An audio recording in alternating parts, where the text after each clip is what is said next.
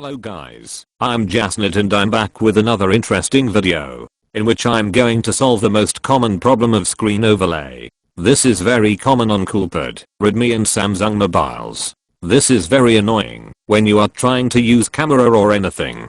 A message appears that screen overlay detected. I upload this video because I also suffer from this situation. So let's solve this shit. Firstly, you have to download the app called Install Button Unlocker. This app is also available on Play Store. Keep in mind the icon of this app. Do not install another because you will suffer. You can download from there, or I will provide you the link in description. So just install it and open.